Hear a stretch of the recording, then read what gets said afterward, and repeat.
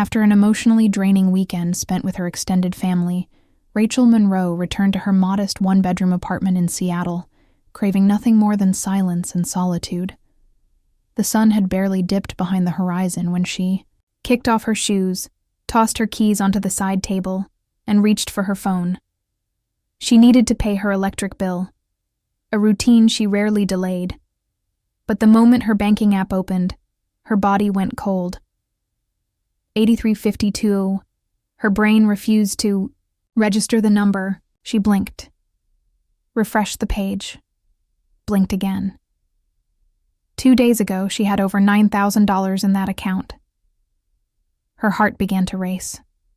A deep, primal panic stirred in her chest, pulsing through her ribs like a second heartbeat.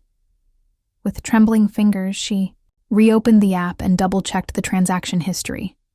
Line after line, red figures, hundreds, then thousands, drained away like sand through an open palm. She didn't cry. Not yet. She just stared, her breath coming shallow and fast. Then came the call to the bank, the robotic menu, the long hold. Finally, a human voice. After answering a series of security questions, the representative's tone shifted into something more cautious. The transactions, he explained, were authorized from a device previously used to log into this account. Same IP address as one connected to a personal computer. Rachel's breath caught in her throat. A location. Her stomach twisted. She hung up, grabbed her keys, and without a second thought, drove through the dusky streets of Seattle, her mind a tangle of disbelief and growing dread. The destination was unmistakable. Her mother's house, the same place that had just hosted the family's largest gathering of the year. It was surreal.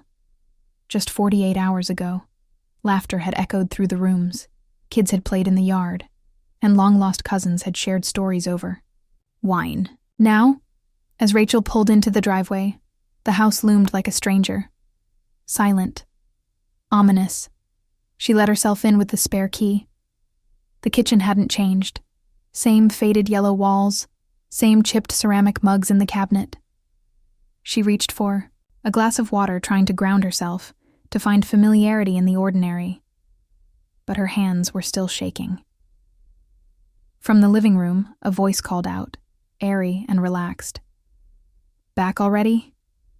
It was her sister, Madeline, lounging on the couch, swirling a glass of red wine like this was a holiday. She wore a careless smile, legs curled beneath her, completely at ease. Rachel turned slowly, her voice catching as she spoke. I just checked my bank account. Madeline barely flinched. Her husband, Brandon, emerged from the kitchen holding a soda, looking mildly amused. He leaned against the fridge with a half-smile that made Rachel's skin crawl. "Oh, that," Brandon said, as if they were talking about borrowing a sweater. "We needed that money more than you." The words hit like a brick to the chest. Rachel froze. Her jaw tightened, but no words came out. Madeline sipped her wine and shrugged, her tone patronizing. "Don't be so dramatic. You've got a good job, no debt, no kids. You live alone." Rachel's eyes darted to her mother, Linda, who sat in the corner quietly knitting. Surely she would say something. But Linda didn't even look up. "You're always so sensitive," she said gently, as if Rachel had just complained about being served cold soup. "You have more. What's wrong with helping a little?" Rachel turned next to her father, Gerald, who didn't even lower his phone. "Don't use harsh words," he mumbled. "It's family business." The world blurred around her. "How did you even get into my banking info?" she demanded, voice cracking. Madeline glanced at her, unimpressed. "I used Mom's computer. You didn't log out. I just saw it." She said it like Rachel was the one who had messed up, like this violation was her fault. Brandon shrugged. "It's not like we bought luxury stuff. Rent, groceries, just to survive. Otherwise we'd be starving." Rachel stared at them, her family, Not a flicker of remorse on a single face. Not one apology. Not even an attempt to explain. She barely whispered the question, "What did I do to deserve this?" Nobody answered. Madeline tossed her hair over her shoulder and said flatly, "You can earn it back. Don't be so dramatic." Rachel slowly picked up her purse. No one tried to stop her. Her mother, as if on autopilot, simply called out, "Don't. Forget Sunday dinner." She walked to the door, her hand trembling on the knob, then paused. She looked back over her shoulder, her voice low and steady. "If you think I'm just going to let this go, wait and see what happens next." Madeline rolled her eyes. "You're being theatrical, Rachel. Seriously. We needed that money more than you. Don't be selfish." Rachel didn't respond. Outside, it had started to rain. And inside her, a storm was just beginning. Rain drummed steadily against the windshield as Rachel drove aimlessly through Seattle's winding streets, her hands gripping the steering wheel until her knuckles turned white. The traffic light ahead glowed red, casting a dull hue over her face, but she barely saw it. Her mind was spinning, replaying every word that had been flung at her like knives just moments ago. We needed that money more than you. You live alone. Don't be selfish. No remorse, no shame. Just justification wrapped in entitlement. It felt like a surreal fever dream, except this time there was no waking up. She didn't want to go home. Not yet. Not to that apartment filled with framed photos of a family who no longer felt like hers. So instead, she pulled into the empty parking lot near Green Lake Park, the place where she used to jog on Saturday mornings, the only place that had ever felt quiet enough for her to think. She shut off the engine. The silence was deafening. Reopening the banking app, she stared again at the number. 8352. She closed her eyes. The weight in her chest grew heavier. Deep down, she wasn't completely surprised. The signs had always been there, buried in casual asks that never sounded like requests, only assumptions. She thought back to when it all began. She was 27 when she got hired at a pharmaceutical company in downtown Seattle. It was her first real breakthrough, a marketing manager. With a decent salary, her own office, health benefits, it felt like finally arriving at the starting line of adulthood. That's when the first call came. "Hey," Madeline had said. "My phone got cut off. Can you spot me a bit of cash?" Rachel didn't even hesitate. They were family, right? Week later, Brandon reached out. He'd been out of work for nearly 6 months. "Just need a few hundred to get by until I land something. You know how it is." She wired the money. Then came Haley's birthday, Madeline's daughter. A text arrived with a gift list. The cheapest option was over $200. Rachel had paused, considered saying no, but before she could, her mother had called. "You're not getting anything for your niece?" "She's so excited to see what you'll bring." That one sentence flipped a switch inside her. Just like that, Rachel became the go-to problem solver. Car repairs, overdue electric bills, new school clothes, Nathan's lost wallet, Mom's dental surgery. Always another emergency. Always phrased like a favor. Never as a burden. Never with a thank you. And every time, the same line echoed. "You're the most stable one in the family." But no one ever asked if she was okay. No one ever noticed when she skipped vacations, canceled dinner plans, or wore the same winter coat for 3 years in a row. Because if she didn't look like she was struggling, they assumed she wasn't. The truth was, Rachel had been counting dollars at grocery stores, eating instant noodles some weeks, and passing on things that brought her joy, all to make sure everyone else stayed afloat. And what had it earned her? Not gratitude, not love, just the silent agreement that her needs came last. She reached for her phone again, opening the Notes app. Something stirred inside her. Not rage, not sadness, but resolve. She began typing. $185. Madeline's phone bill. First ask. $460, Brandon's rent shortfall. $215, Haley's school trip. $3,200, emergency loan for Nathan. $350, gaming console, Black Friday purchase. Each line a scar she had hidden for years, each digit a moment. She chose them over herself. She didn't write it all down to demand repayment. She knew that would never happen. No, she wrote it to remember. To never again forget the cost of her silence. Outside, the rain began to soften. Pale threads of sunlight broke through the clouds, painting the windshield in soft gold. She sat up straighter. She wasn't the one who needed to explain herself anymore. Back at her apartment, the air felt heavy with memories, but for the first time, she didn't shrink under their weight. She walked to her desk, opened a drawer, and pulled out a folder she'd kept for years, filled with receipts, emails, money transfers. She wasn't even sure why she'd kept them. But now she knew, because someday she would need proof. That night, under the soft hum of a desk lamp, Rachel began building a spreadsheet. She wasn't looking back anymore. She was preparing to move forward, with evidence, with clarity, and most importantly, with no more apologies. The next morning, Rachel walked into the downtown financial crimes division, a thick folder tucked beneath her arm and a flash drive in her pocket.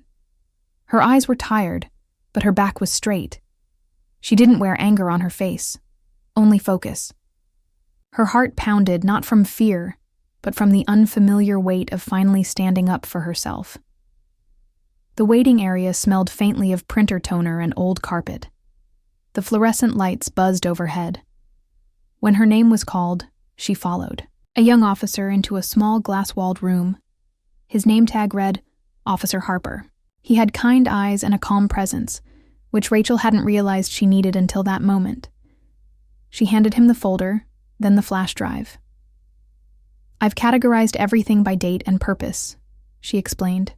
"The spreadsheet matches. The transfers, receipts, emails, and screenshots.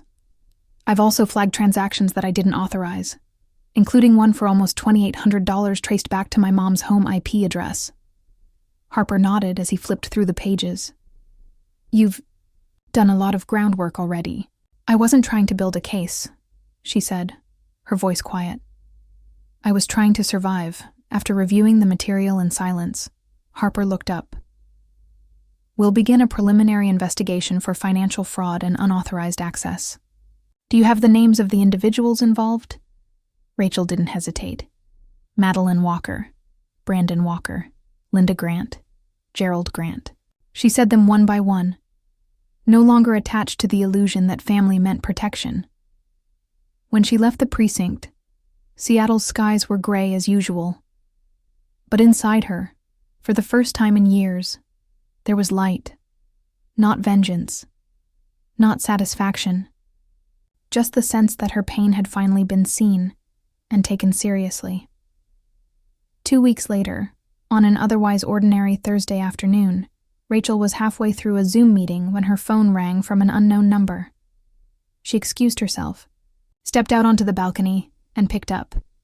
"Ms. Monroe? This is Officer Harper. The preliminary investigation is complete. We've found sufficient grounds to proceed. The investigative unit will visit the identified residences this afternoon." Rachel didn't speak for a moment. Her breath caught, eyes fixed on the gray sky above. It wasn't triumph she felt. It was release. That night, as she stirred pasta, on the stove, her phone wouldn't stop buzzing. First it was her mother, then Madeline, then Brandon. The same people who once drained her savings now demanded her silence. She didn't answer. The texts rolled in next. "Call your mother now." "Rachel, what are you doing? Did you really call the police on your own family?" She ignored every message. Then, an hour later, a ping from an old neighbor lit up her screen. "There are 3 people in jackets labeled Financial Crimes Unit outside your parents' house. They asked about you too."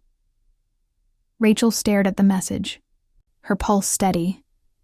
She had always been the quiet one, the helper, the fixer. Not anymore.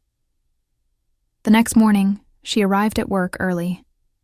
As she stepped into the elevator, she noticed a few curious glances from coworkers. Before she could reach her desk, her manager, Julian, approached her. "We got a call from a local reporter asking to confirm a financial investigation tied to your name," he said gently. "We didn't say anything, but if you need time off, it's yours." Rachel gave a faint smile. "Thank you, but I'm okay. I'm doing the right thing." That evening, she sat by the window, watching the lights flicker on across the neighboring buildings. Her sister's voice echoed in her mind. "This family only survives because of you." And she finally understood. They had survived because of her, but they had never seen her as a person, only as a lifeline. A wallet with a pulse. She pulled out her journal, flipped to a fresh page, and wrote slowly, "I am not the family bank. I am Rachel." Her name on paper, not tied to a payment, not attached to a guilt trip. Just a name, just a person, just herself. For the first time in her adult life, that felt like enough. That Monday morning, as Rachel sipped her coffee and tied her hair into a loose bun, her phone buzzed again, a now familiar name lighting up the screen. Linda Grant. The message was short. "Call me, we need to talk." Rachel didn't open, and she already knew what it would say. Another version of "this has gone too far," or "we're family, don't ruin us." Maybe even, "you'll regret this." An hour later, her voicemail pinged. "Rachel, sweetheart, I know you're upset, but this isn't the way. There's been a misunderstanding, that's all. Just call me. We can fix this." She set her coffee down. Her mother's voice hadn't changed. Still soft, still measured, still gently manipulative.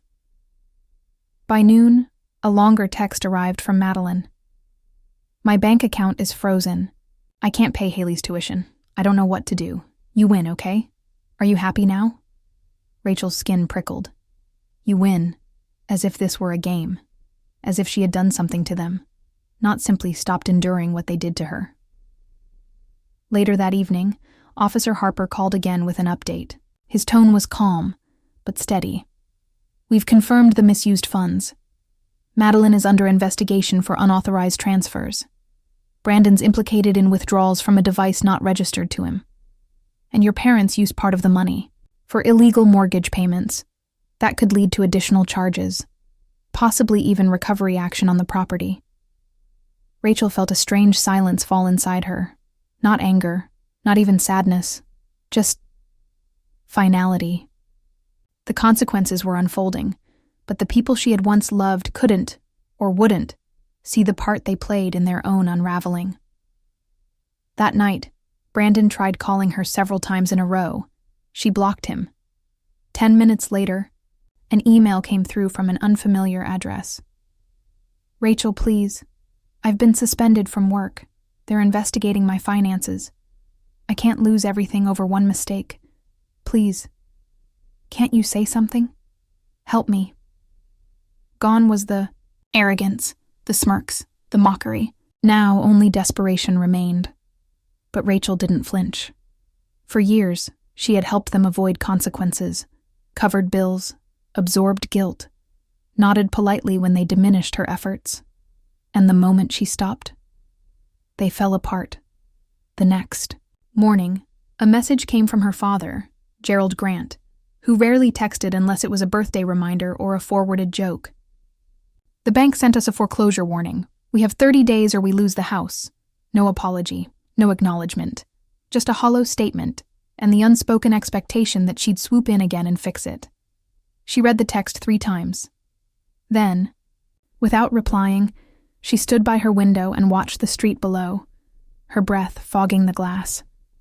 Her chest ached, but not from guilt, from realization. They still weren't thinking about her. They were thinking about the house, the tuition, the image, the fallout. Never once. "Are you okay, Rachel?" Not even. "We're sorry." She thought back to all the moments she had set herself aside for them, skipping lunch to wire her mother grocery money, canceling a long-planned date because Madeline had a crisis, eating instant noodles for weeks so Brandon wouldn't get evicted. She had given them not just her money, she had given them her peace. And now, standing in that soft, gray light of morning, she felt something shifting inside her. Something bold. Something permanent. She walked to her desk, pulled, opened the top drawer, and took out the folder, the one full of receipts, bank statements, and printed emails. On the cover, she wrote one line in bold ink: "No more rescue missions."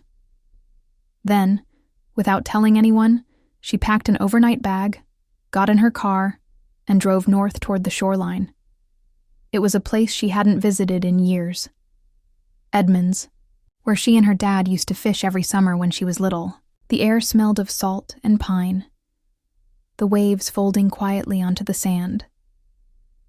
No one knew where she was. No one asked. She walked to the edge of the water and let the breeze wrap around her like armor. She knew what was coming next. The names. The accusations. The guilt trips. She'd be called ungrateful, cold, cruel. But she also knew something else. Something she had never dared to believe before. She didn't have to carry the weight of their choices anymore. She was allowed to let go. And for the first time in years, she did. That Sunday morning, Rachel woke early to the sound of waves gently crashing against the Edmonds shoreline. She sat on a driftwood bench, wrapped in a worn gray sweater, watching the sky shift from lavender to soft blue. Her phone had been silent all night. No calls, no guilt-laced texts.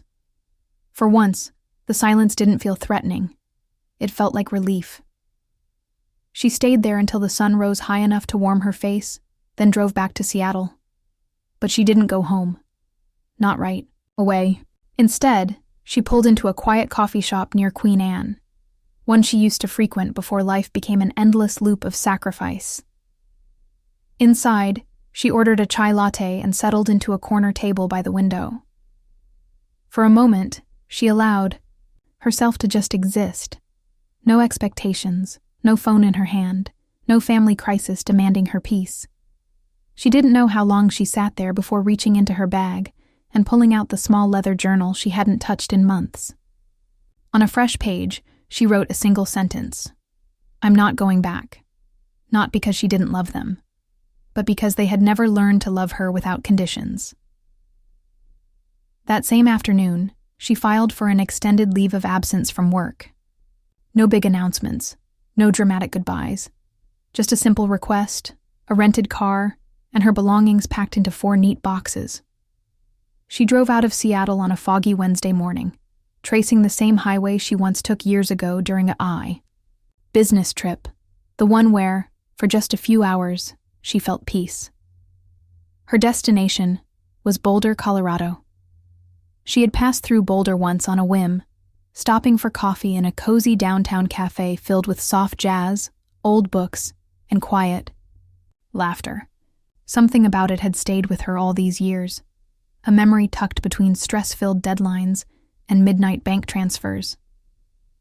This time, she came not as a visitor, but as someone ready to begin again. She rented a small studio apartment with white walls, high ceilings, and big windows that caught the morning light just right. It wasn't extravagant, but it was hers. She filled it with little things that made her soul breathe. A new desk by the window, fresh tulips in a mason jar, a thrifted armchair that didn't match anything but felt like home. For the first time in her adult life, Rachel didn't have to clear space for someone else's needs. She changed her phone number. She informed her company she'd be working remotely for an indefinite period. And slowly, quietly, something began to return. Her energy. She slept deeper. Ate better. Laughed louder. Her skin cleared. Her mind felt light. When she sat at her new desk to work, she didn't feel distracted or resentful, just present. 2 weeks later, her manager Julian called. "Rachel, I just finished reading the new strategy deck you submitted," he said, a smile in his voice. "It's brilliant. Have you ever considered overseeing operations as regional coordinator for the West Coast?" Her eyes widened. A year ago, she would have turned it down. She would have said no. Not because she wasn't qualified, but because she'd be too worried about her mother's overdue mortgage, Madeline's next meltdown, or Brandon's third job loss. But now the only thing in front of her was a pine tree outside the window, gently swaying in the breeze. She smiled. "I'm ready." Julian chuckled. "I had a feeling you'd say that. Congratulations, Rachel." After the call ended, she brewed a cup of peppermint tea, wrapped herself in a knit blanket, and stepped onto the balcony. The mountains in the distance stood steady and unbothered, their peaks kissed by sunlight. She had done it. She had pulled herself out of a cycle that had stolen her time, her joy, and her self-worth. No more waking up to overdraft alerts. No more last-minute wire transfers. No more apologizing for protecting her peace. Every message she now received came from people who didn't need her to fix their lives. They just wanted to know, "How are you feeling today? Want to meet for dinner? I'm thinking of you." It was unfamiliar, but beautiful. And slowly, Rachel started to believe something she never had before, that she deserved it. One quiet afternoon, not long after settling into her new rhythm in Boulder, Rachel returned to the cafe that had once captured her imagination years ago. It hadn't changed much. The same wooden floors, the same soft jazz playing through, hidden speakers, and that familiar warm scent of cinnamon and roasted beans that made time feel slower. She ordered her drink and sat at the same window seat where she'd once lingered as a visitor, notebook in hand, dreaming of what it would feel like to start over. This time, she wasn't dreaming. The barista glanced at her as he handed over her tea, his brows lifting slightly in recognition. "You've been here before, haven't you?" he asked. "Weren't you the one who asked me about the jazz track that day?" Rachel smiled, caught off guard by the memory. "Yeah, that was me." He nodded toward the window. "This place heals a lot of people." Rachel looked outside, the golden afternoon light pouring over the sidewalks like liquid peace. "Yeah," she said softly. "It really does." That night, she opened her journal and wrote slowly, deliberately. "I spent years guarding a door for people who never wanted to see me, only to take what was inside. Now I've locked that door, and I'm keeping the key for myself." There was no fanfare, no applause, just stillness. But in that stillness, she found a kind of luxury no amount of money had ever given her. Quiet, unshakable self-respect. She no longer wondered if Madeline would call, or if her mother would leave a message begging for one more chance. The truth was, she didn't need them to understand anymore. They had made their choices, and Rachel had finally made hers. She learned how to cook risotto, a dish she'd always loved but never had time to try. She bought a bright red dress, the kind she used to think was too much for someone like her. She signed up for a Saturday pottery class, not to impress anyone, but because she liked the way the clay felt in her hands. Real, messy, and grounding. Her apartment slowly filled with objects that meant something to her. A large abstract, painting that didn't match the walls, a stone she'd picked up on her first hike in Colorado, a glass jar of dried flowers from her first solo farmer's market trip. None of it was perfect, but all of it was hers. One morning, she received a postcard from Kelly, an old coworker who had moved to Italy. On the back, in tidy handwriting, it read, "You showed me what it means to set boundaries without guilt. Because of you, I finally had the courage to move to Rome. Something I've dreamed of since I was 20 but never dared to do. Thank you, Rachel." Rachel placed the card on her desk, beside her journal. Each item on that surface told a story, of survival, of rediscovery, of quiet rebellion against years of emotional debt. She no longer needed her family to call her brave. She no longer longed for their approval, their understanding, or their praise. Maybe one day they'd reflect on what they lost. Maybe they wouldn't. And either way, that was okay. She finally understood that love didn't mean carrying everyone else's burdens until you collapsed. That sometimes, love was learning when to let go, and when to let people face the weight of their own choices. Rachel remembered a quote she once read: "You don't have to set yourself on fire to keep others warm." And as she lit a candle on her balcony that night, letting the flame flicker beside a mug of tea and her unfinished clay sculpture, she smiled. She hadn't just found freedom. She had found herself. It had been weeks since Rachel last thought of Seattle as home. In Boulder, time moved slower. The air was clearer. And for the first time in years, her thoughts weren't consumed by overdue bills, panicked texts, or the looming fear of, what will they ask for next? Her mornings began with stillness. A cup of tea on the balcony, sunlight painting the walls, and no buzz from her phone reminding her of someone else's crisis. The life she lived now was intentionally small but remarkably full. Then, one morning, while watering the plants on her balcony, her phone pinged. A new email. She almost ignored it, until she saw the sender, Melanie Carter.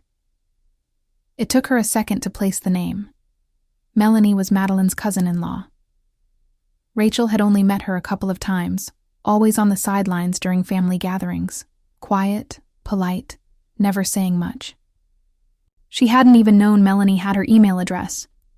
The subject line read, "Thank you, Rachel." Curious, she opened it. "You probably don't remember me well. I'm Melanie, Aunt Grace's daughter. Madeline once asked me to babysit Haley a few summers ago. You drove me home after Haley's birthday party. I've stayed silent for years, thinking I didn't have the right to speak up. But after hearing what you did, how you stood up, how you drew the line, I couldn't not send this message. I was stuck in a similar cycle. My family always said I was the lucky one because I had a steady job, so I gave more. I worked 3 jobs at once and still sent money home. When I tried to say no, they called me selfish, ungrateful, cold. But after learning what you did, that you chose yourself, it lit something inside me. For the first time, I realized saying no isn't cruel. It's self-protection. It's preserving the most sacred thing we have, ourselves. Thank you, Rachel, for reminding me of that.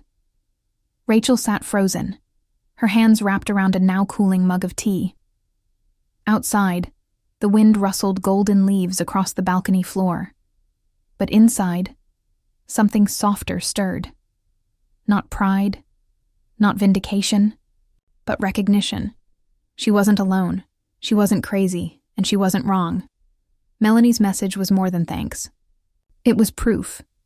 Proof that her decision, the one that had cost her a family, cost her peace for years, had meaning beyond just her survival.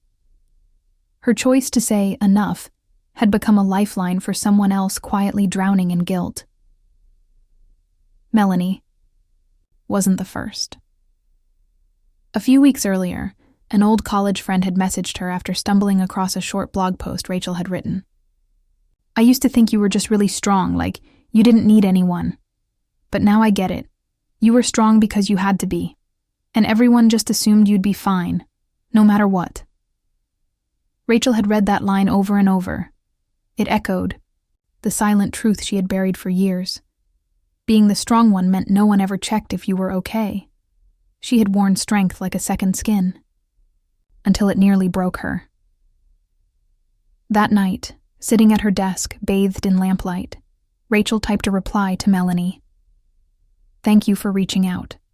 I never imagined that what I did would inspire someone else, especially someone as brave as you. It takes so much courage to see the cycle, and even more to step out of it. You are not selfish. You are not alone. You're just learning to love yourself the right way. And there's nothing wrong with that.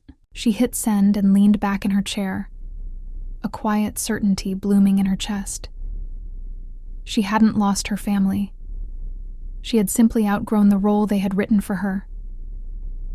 And as the moon rose over Boulder, casting soft light across her journal and Melanie's email, Rachel finally understood something deeper than freedom. She wasn't just surviving anymore. She was becoming. It was a crisp Sunday afternoon when Rachel wandered down the cobblestone path that led to the local park. The maple trees were slowly shedding their summer coats, turning brilliant shades of gold and crimson. A little girl zipped by on a bicycle, her mother laughing behind her, calling, "Slow down, sweetheart." Rachel paused, coffee in hand, watching the scene like it was a frame from a painting. Vivid, alive, effortless. Something about it made her chest ache in the quietest way. Not from longing, but from recognition. A softness she hadn't let herself feel in years.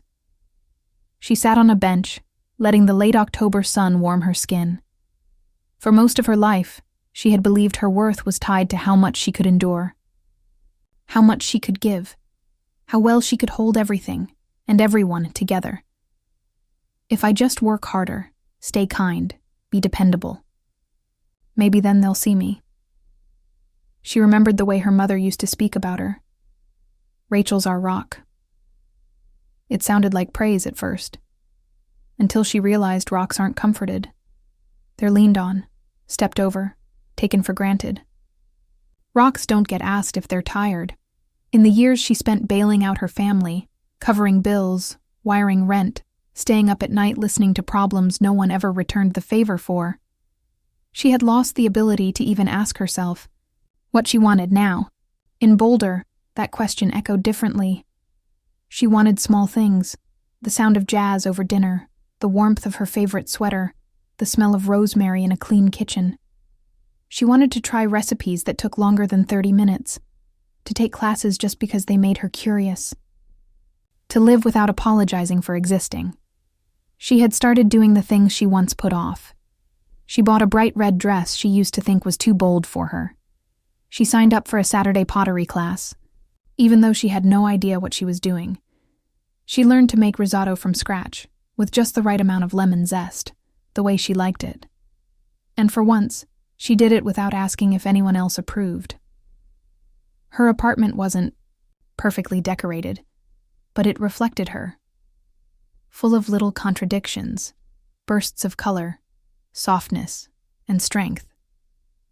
The abstract painting above her couch didn't match anything, and that made her love it more. The candles weren't arranged by scent or season. The couch was secondhand, but comfortable, like the life she was building. One morning, she received another letter in the mail, this time from someone unexpected. Kelly, a former co-worker, had moved to Italy nearly a year ago. On the back of a handwritten postcard, she wrote, "You showed me what it means to set boundaries without guilt. Because of you, I finally moved to Rome. A dream I had buried for a decade. Thank you, Rachel." Rachel stared at the card, touched its edges, then placed it on her bookshelf beside a stone she picked up on her first hike in Boulder, and a jar of dried lavender she found at a local market. Each of these things, small, quiet, unremarkable on their own, felt like pieces of a woman slowly stitching herself back together. She was no longer a lifeline for others. She was a lifeline for herself. She no longer hoped for Madeline to apologize. She didn't sit by the phone waiting for Linda to have a change of heart. She had stopped checking Brandon's social media, just to see if he mentioned what happened. Maybe one day they would understand what they had done. Maybe not. But it wasn't her burden to carry anymore. She had learned that real love doesn't ask you to vanish for the sake of someone else's comfort. And real healing doesn't come from others saying sorry. It comes when you stop needing them to. That day in the park, Rachel sat for a long time. She didn't rush. She didn't check her phone. She didn't wonder who needed her. For once, She needed herself, and that was enough. It was a Saturday evening when Rachel found herself in the kitchen, stirring a pot of lemon risotto, jazz humming softly through the speakers. The windows were open, and the cool Colorado breeze danced through the curtains. Everything felt settled, not in a boring way, but in a right-sized kind of way. Life was no longer loud, dramatic, or suffocating. It was calm, intentional, and she had created it. She set the table, just one plate, one glass, a cloth napkin. A soft glow came from the candle burning beside her, lavender and cedarwood. She poured herself a glass of wine, took a deep breath, and exhaled into the stillness. This was hers. All of it. She no longer counted dollars before saying yes to small joys. No longer had to brace herself when her phone buzzed. No longer checked her banking app with dread. The freedom wasn't in the money. It was in not being seen as a bank. Anymore. She remembered how for years she had twisted herself into knots trying to be the good daughter, the generous sister, the strong one. She'd skipped vacations, sacrificed holidays, worked through illness, all for the illusion of being enough for people who never paused to ask if she was okay. And when she finally said no, she was called cold, cruel, selfish. But now, with the risotto steaming on the table and not a single emergency on the horizon, she could finally say it without flinching. No had saved her life. Later that night, as she watered the plants on her balcony, she received a new email. This one was from someone named Kelsey Rivera, a woman she didn't recognize at first, but as she read the message, a name resurfaced. Kelsey was a friend of Melanie, the cousin-in-law who'd emailed her weeks before. Hi, Rachel. I hope. This message doesn't seem strange. Melanie told me about you. I've followed your blog since last spring, but I never had the courage to say anything. Until now. Reading your story, the way you stood up for yourself, it unlocked something in me. I've spent most of my adult life doing what was expected, paying for things no one thanked me for, shrinking myself to keep peace in, my family. I thought that was love. But when you walked away, when you stopped apologizing for drawing a line, I saw a version of myself I didn't think was possible. I just wanted to say, thank you. You didn't just change your life. You gave people like me permission to consider our own. Rachel pressed a hand over her heart. These messages didn't come every day, but when they did, they arrived like letters from a future she never thought she'd reach. One where her story wasn't just pain, but a blueprint. She thought about the women out there, in small apartments, on late-night shifts, in jobs that paid just enough, who were still giving more than they had because they didn't believe they had a choice. If her journey could even light one corner of their darkness, maybe it had all been worth it. She opened her laptop and began drafting a reply to Kelsey, her fingers moving steadily over the keys. Kelsey, thank you for your message. You have no idea how much it means. I don't know your story, but I do know the courage it takes to step away from what hurts, especially when it's dressed as love. You're not selfish for choosing peace. You're just waking up to the fact that you deserve it too. Keep going. You're not alone. And if no one's told you this today, I'm proud of you. After she hit send, Rachel sat back and looked out into the night sky. A few stars had begun to peek through the clouds, quiet and distant, but real. She wasn't trying to win anymore. She was trying to live, on her own terms. The Rachel who once cried alone in her apartment after losing everything was gone, not erased, but transformed. Now, she was a woman who knew that real love never asks you to burn yourself out to prove your worth. And as the wind whispered through the pine trees outside, she whispered back, I'm not the strong one because I carry it all. I'm strong because I finally learned to put it down, Autumn had painted Boulder in golden brushstrokes. Every tree along the park trails seemed lit from within, their leaves shifting from green to amber, then to deep crimson. On one such afternoon, Rachel walked slowly beneath the canopy of color, her boots crunching over fallen leaves, a paper cup of coffee warming her hands.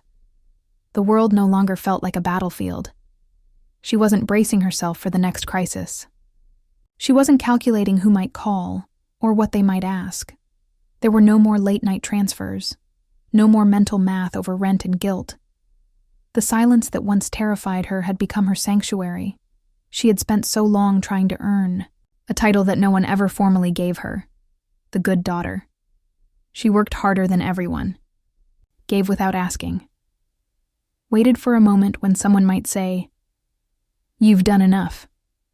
But they never did, because the truth was, they never saw her as a person, just a solution, a resource, a steady hand on a crumbling foundation, and the moment she stopped playing that part, they called her the villain. "You're ungrateful. You're making a big deal out of nothing. We're family. That's what family does."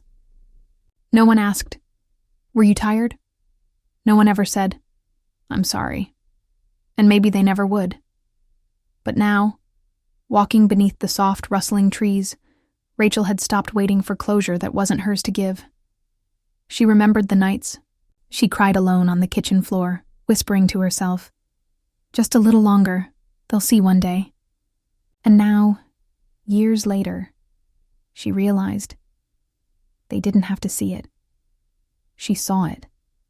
And that was enough. She had started doing the things she once told herself she wasn't allowed to do, until everyone else was taken care of. She baked cookies on weeknights, just because the scent reminded her of peace. She bought flowers from the farmer's market and didn't explain to anyone why. She danced barefoot in her living room when no one was watching. And slowly, joy returned. Not as a grand cinematic moment, but in the small, steady beat of her own life, finally belonging to her. She hadn't heard from her family in weeks. Not since the investigation had gone public. Not since her father's last message about the foreclosure. Not since Madeleine's bank account was frozen, or Brandon's job suspended. And in their silence, she found something she hadn't expected. Space to breathe. She no longer waited for their redemption arc. She no longer feared being labeled difficult. She had spent enough years softening herself to make others comfortable, and finally understood that kindness without boundaries isn't kindness at all. It's submission. One afternoon, while tidying her bookshelf, she came across her old leather journal. She flipped through its pages, each one a mirror to her transformation, from desperation to clarity, from silence to strength, from being used to finally being seen, not by them, but by herself. On the final page, she wrote, "I used to think I had to keep sacrificing to prove I was good enough, but the truth is, I was always enough. I just had to stop giving people discounts on a soul that was already priceless." She closed the journal gently, as if laying something sacred to rest. That evening, as the sun dipped behind the mountains, casting everything in a warm glow, Rachel sat on her balcony in her favorite blanket, tea in hand. Below her, the town was calm. Families walking, dogs barking, laughter echoing from a nearby patio. It wasn't flashy. It wasn't perfect. But it was peaceful. And for her, that was the most luxurious thing she had ever owned. She didn't know if Madeleine would ever change, or if her mother would one day reach out not for help, but to ask, "How have you been?" But she no longer needed that to happen. She had redefined family. Family to her now meant the people who love without expectations, who give without entitlement, and who see you not as a utility, but as a human being. Somewhere out there, people like Melanie, like Kelsey, were finding the courage to step out of the same shadow she once lived under. And if her story could light even a small part of that path, then every painful moment had not been in vain. Because in the end, Rachel didn't just get her money back, she got herself back, and that, finally, was enough.